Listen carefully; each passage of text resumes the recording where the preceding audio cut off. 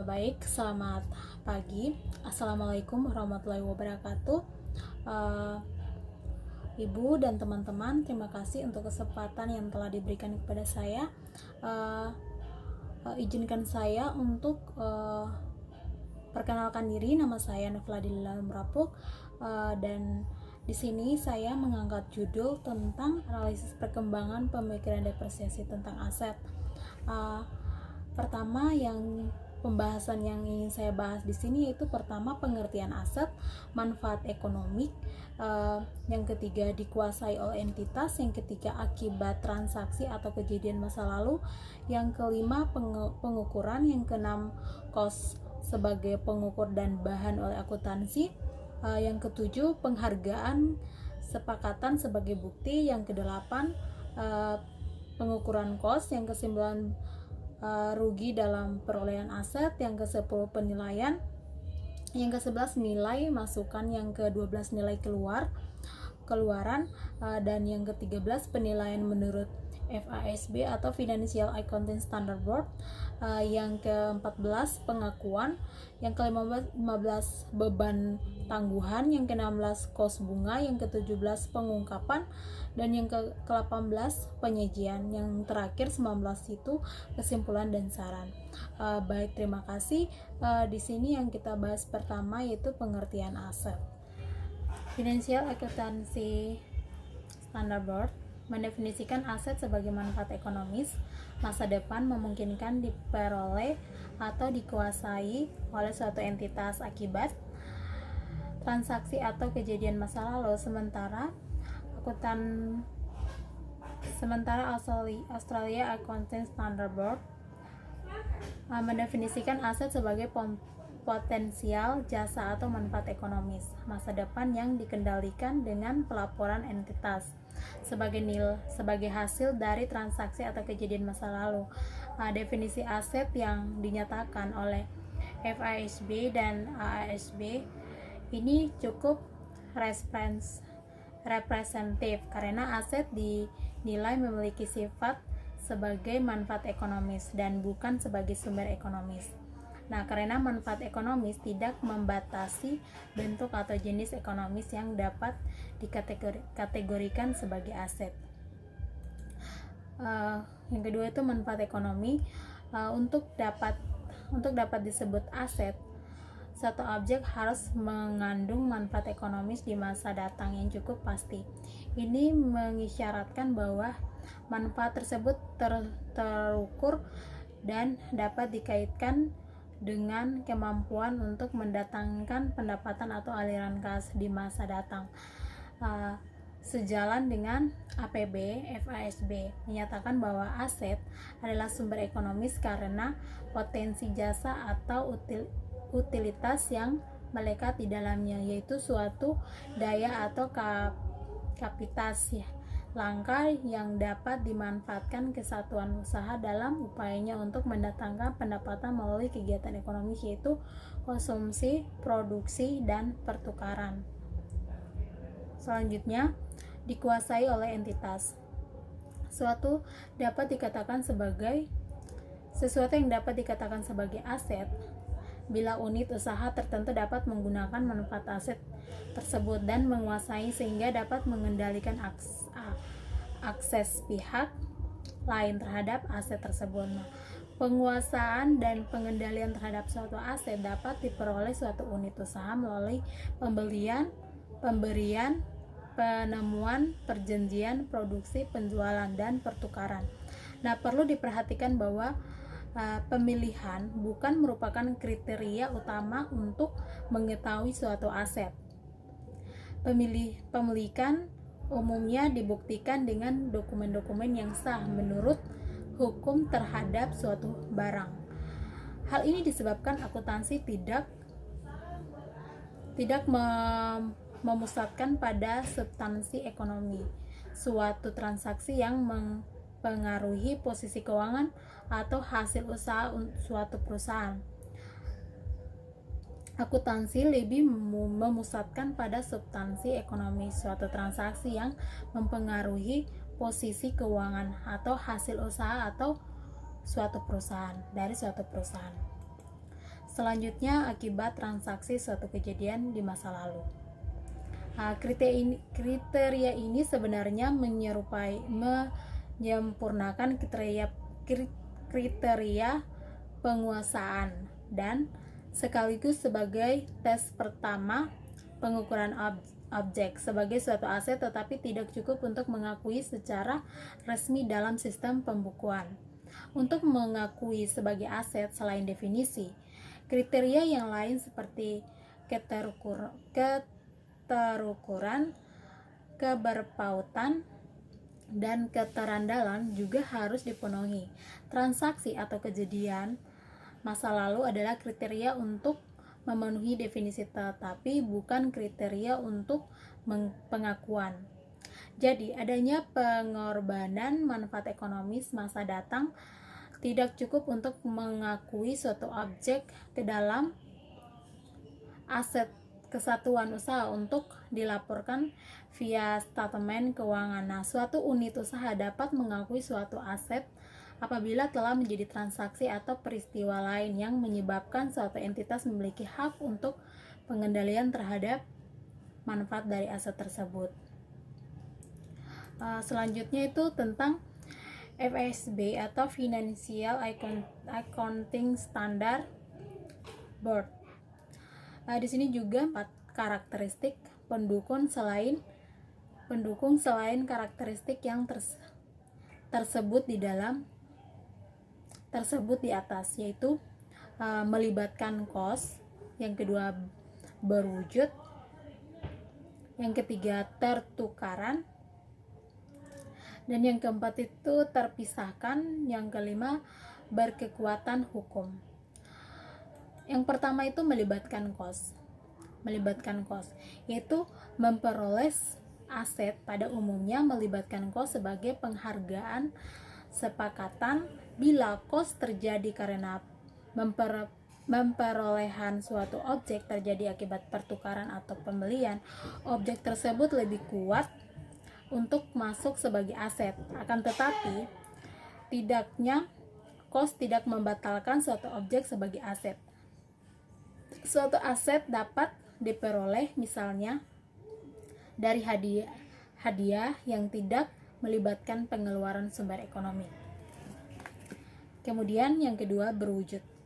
Bila suatu sumber ekonomi secara fisik dapat diamati, itu memang lebih kuat disebut sebagai aset. Akan tetapi keterwujudan bukan kriteria untuk mendefinisikan aset objek. Objek-objek seperti hak paten, goodwill, hak cipta, dan merek dagang dapat dimasukkan sebagai aset. Pada umumnya pos-pos tak berwujud yang masuk dalam. Kemudian tertukaran.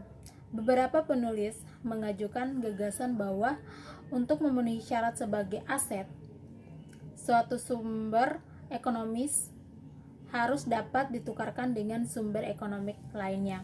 Nah, syarat ini diajukan dengan alasan bahwa manfaat sumber ekonomi akan menjadi cukup pasti dan terukur kalau suatu sumber ekonomi mempunyai nilai tukar. Kemudian terpisahkan. Nah, syarat ini diajukan berkaitan dengan ketertukaran. Untuk dapat ditukarkan suatu sumber ekonomi harus dapat dipisahkan dengan sumber ekonomi yang lain. Syarat ini diajukan dengan alasan bahwa posisi keuangan harus ditentukan dengan pengukuran nilai berbagai aset dan kewajiban secara individual. Kalau syarat ini dimasukkan sebagai kriteria aset, goodwill tidak akan memenuhi syarat untuk disebut dan diakui sebagai aset. Kemudian berkekuatan hukum. Hak atas aset tidak harus didukung secara yuridis formal. Klaim seperti piutang tidak harus didukung oleh dokumen yang mempunyai daya paksa secara hukum untuk memenuhi definisi aset pada umumnya. Kemampuan suatu entitas untuk menguasai manfaat ekonomis timbul akibat hak-hak hukum.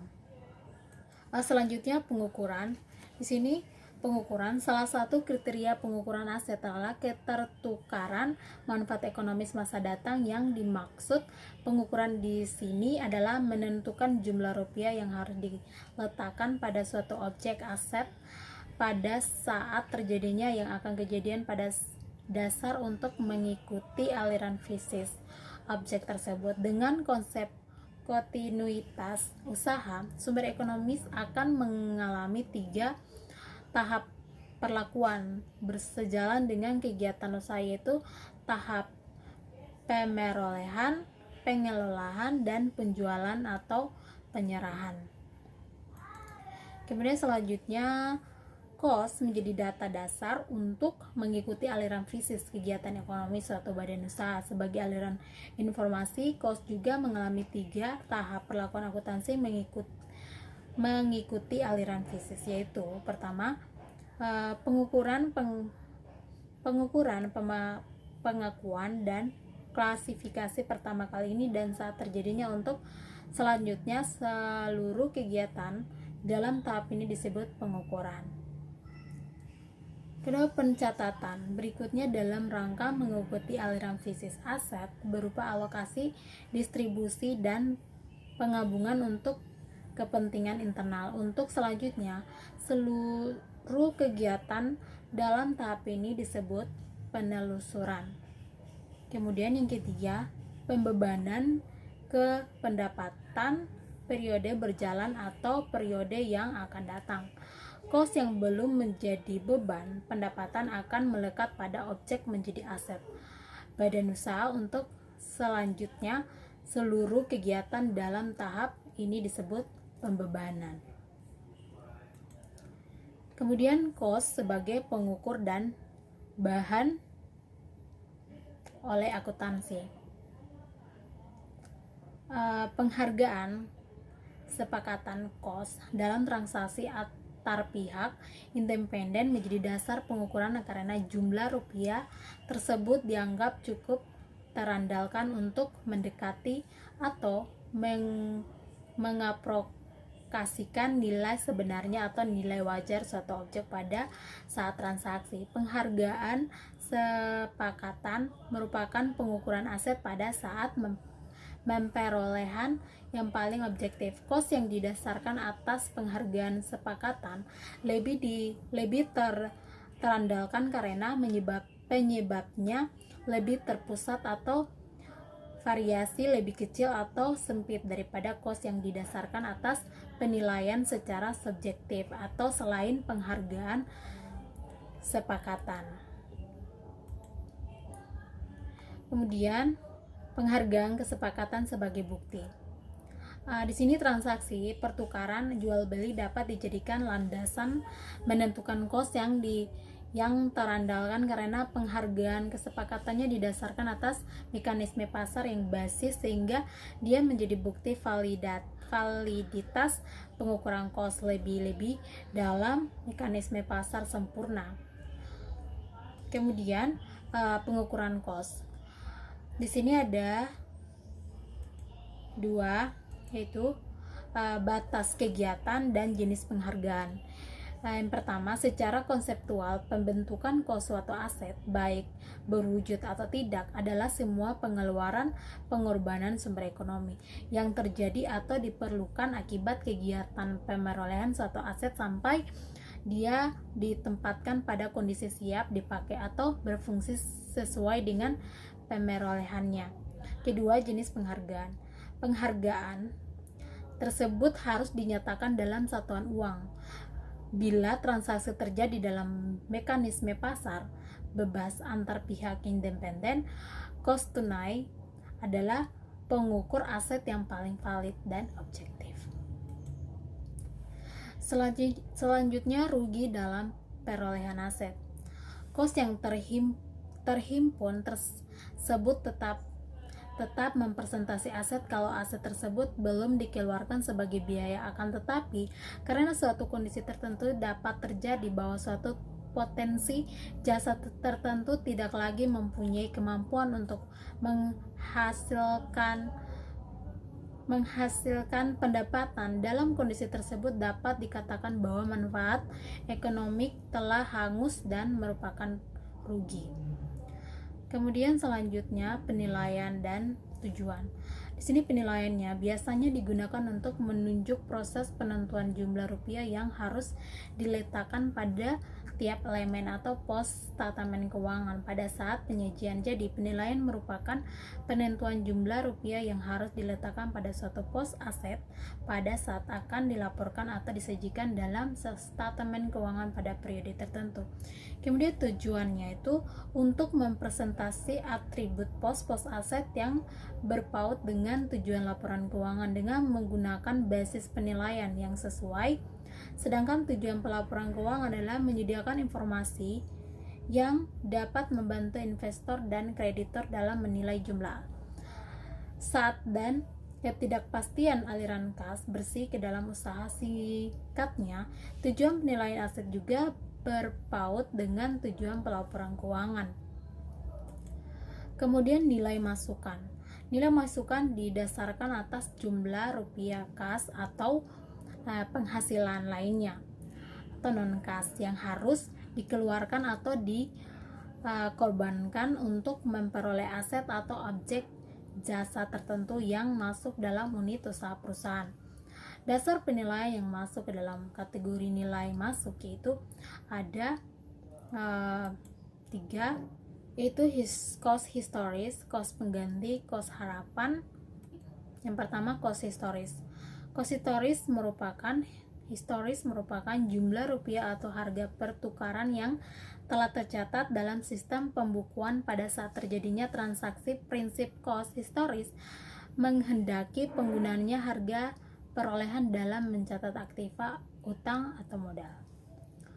Kemudian cost pengganti merupakan jumlah rupiah atau harga pertukaran yang diperlukan sekarang oleh unit usaha untuk memperoleh aset yang sama sejenis.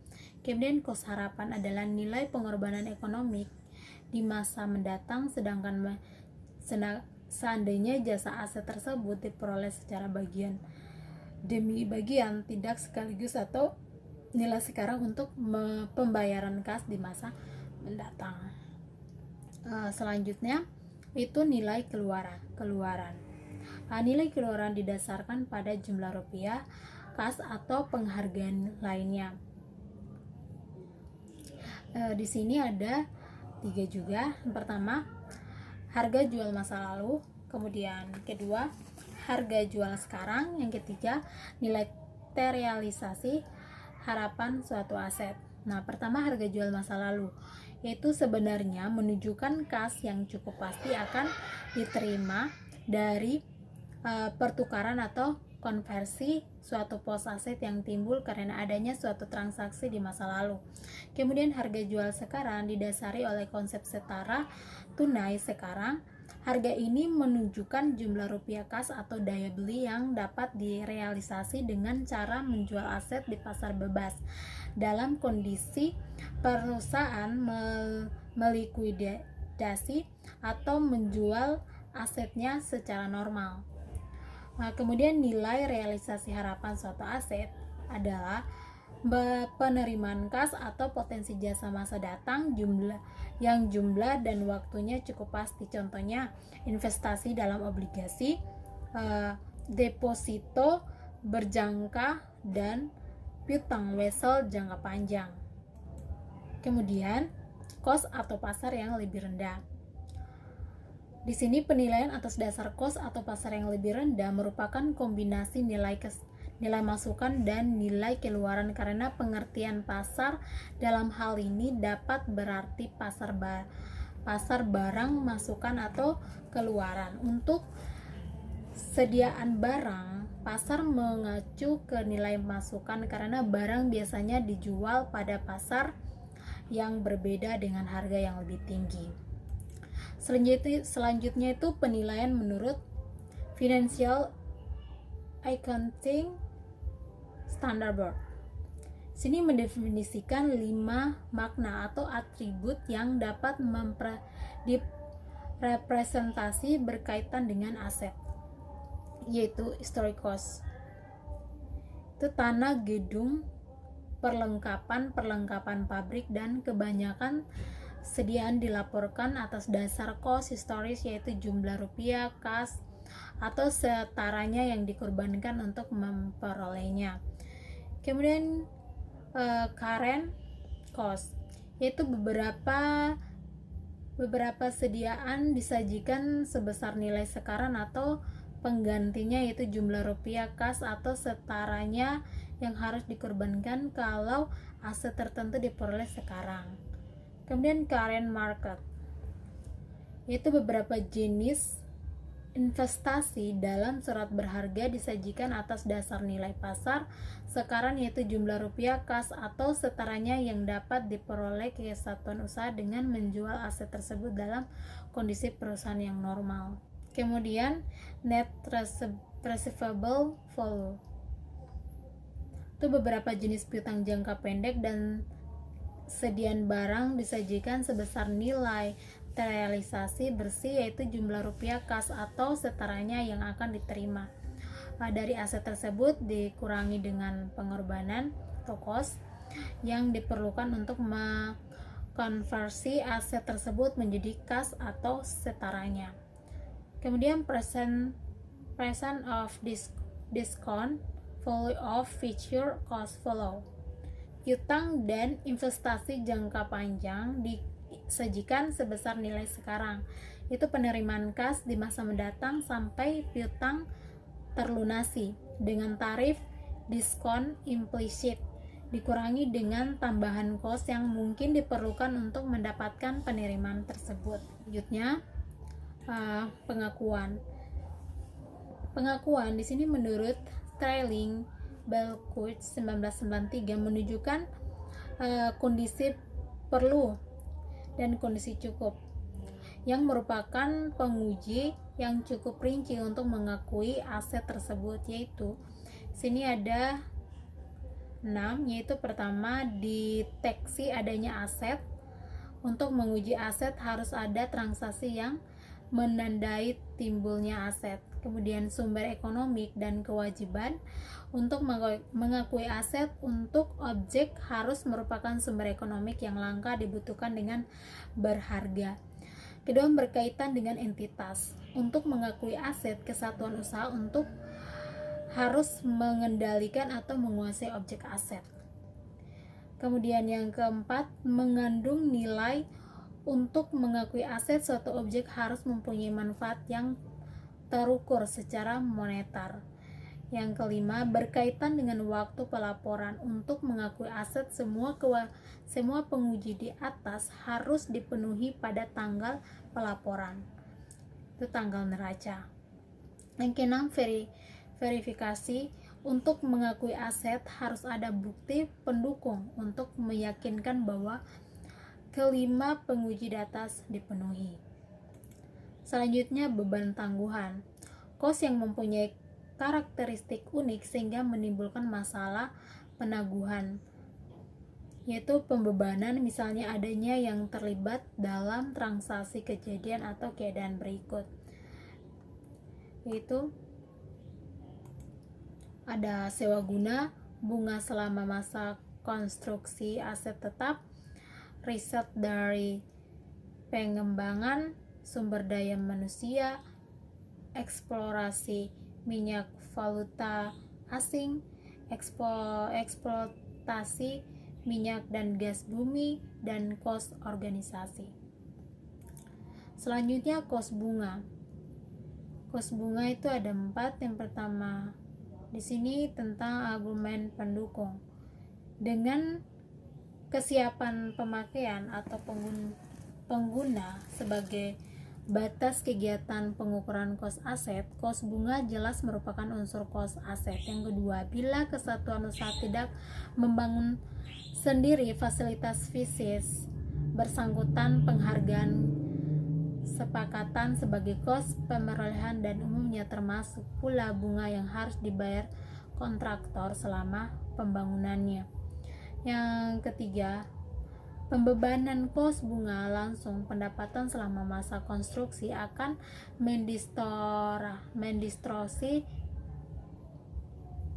mendistorsi laba, terutama kalau konstruksi didanai dari pinjaman khusus untuk keperluan tersebut. Dengan kata lain, pembebanan langsung menyimpang dari konsep penandingan yang tepat.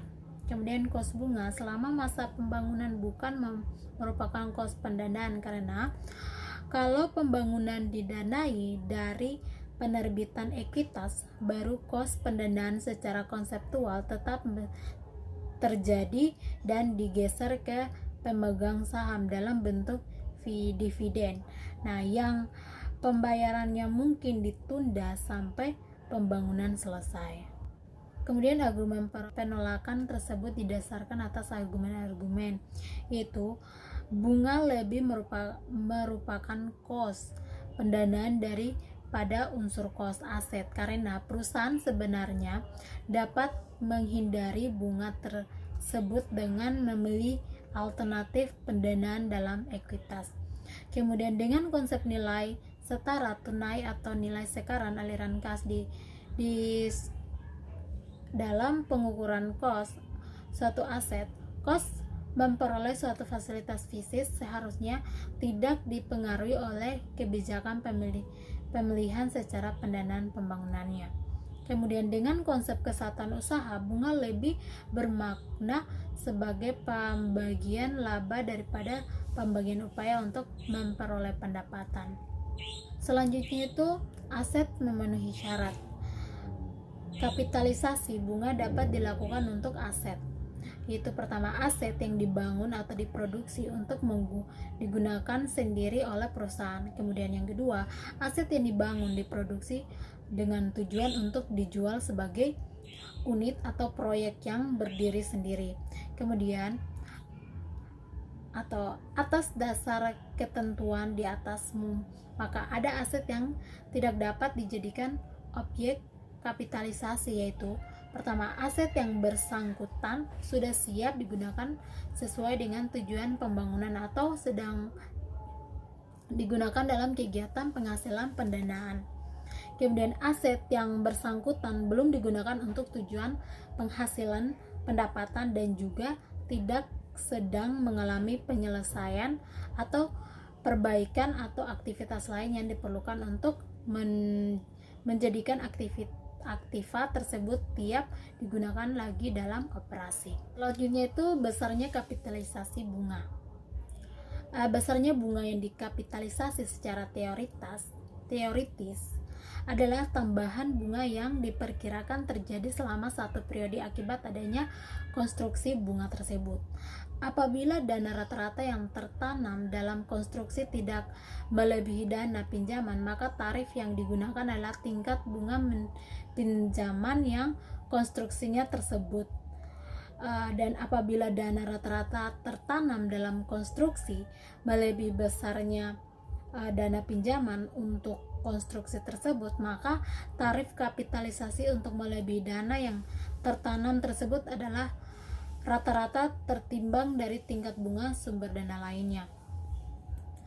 Selanjutnya, periode kapitalisasi yang dilakukan setiap periode selama kegiatan atau syarat untuk kegiatan konstruksi tetap itu berlangsung dan tidak terhenti cukup lama selama periode bersangkutan, dan kos bunga telah terhimpun atau terjadi bersamaan dengan berjalannya pembangunan konstruksi.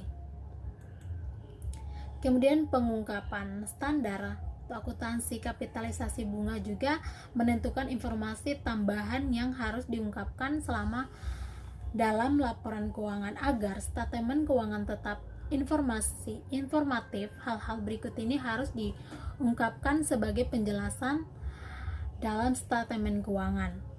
Bila tidak ada kos bunga yang dikapitalisasi, total bunga yang terjadi selama periode dan dibebankan sebagai biaya periode tersebut, dan bila sebagian kos bunga dikapitalisasi, bunga total yang terjadi dan bagian yang dikapitalisasi. Kemudian penyajian di sini mengungkapkan dana penyajian pos-pos aset harus dipelajari dari standar yang mengatur tiap pos. Secara umum, prinsip akuntansi berterima umum memberi pedoman penyajian dan pengungkapan aset sebagai berikut. Yaitu pertama, aset disajikan di sisi debit atau kiri dalam neraca berformat tahun atau di bagian atas dalam neraca berformat laporan. Kedua, aset diklasifikasi menjadi aset lancar dan aset tetap. Kemudian ketiga, aset diurutkan penyajiannya atas dasar likuiditas atau kelancarannya yang paling lancar dicantumkan pada urutan pertama. Kemudian kebijakan akuntansi yang berkaitan dengan pos-pos tertentu harus diungkapkan, misalnya metode depresiasi aset persediaan dan dasar penilaian persediaan barang. Kemudian terakhir yaitu kesimpulan dan saran. Kesimpulan yang saya buat di sini yaitu kesimpulan analisis perkembangan pemilihan depresiasi tentang aset meliputi di mana aset merupakan elemen neraca yang membentuk informasi sistematik berupa posisi keuangan dan mempresentasi potensi jasa dan fisis yang memampukan badan usaha untuk menyediakan barang dan jasa secara resmi. Aset didefinisi sebagai manfaat ekonomi masa datang yang cukup pasti yang dikuasai oleh suatu entitas sebagai akibat transaksi atau kejadian masa lalu. Berdasarkan atas apa yang kami tulis atau yang saya tulis di sini dalam karya tulis dalam sebuah makalah yang berjudul Analisis Perkembangan Pemikiran Depresiasi tentang Aset ini, saya selaku penulis berharap memberi pemahaman bagi segenap pembaca sehingga dapat menambah wawasan bagi para pembaca lebih lagi daripada penulis sendiri. Hanya sampai di sini kemampuan saya dalam pembahasan analisis pengembangan pemikiran depresi tentang aset. Semoga karya tulis ini memberikan manfaat pada penulis dan para pembaca. Sekian dari presentasi saya. Jika ada kesalahan mohon maaf. Terima kasih untuk kesempatannya Ibu dan teman-teman. Saya tutup. Selamat pagi. Assalamualaikum warahmatullahi wabarakatuh.